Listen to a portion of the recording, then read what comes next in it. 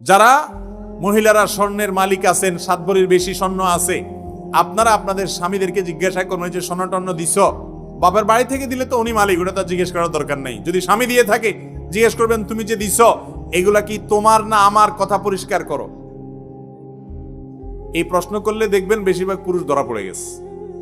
আমতা আমতা করবে, আমতা আমতা বলবে না মানে তোমার আমার তো একই, বলবে না কাহিনী করবে না, কোনো কাহিনী নেই, সাফ সাফ বলো এটা কি তোমার না আমার।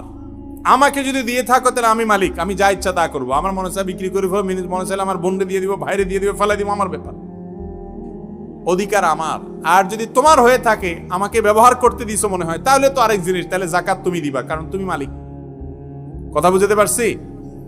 তাহলে স্ত্রীর গহনা জাকাত কে দিবে? গহনার মালিক যে, জাকাত সে দিবে।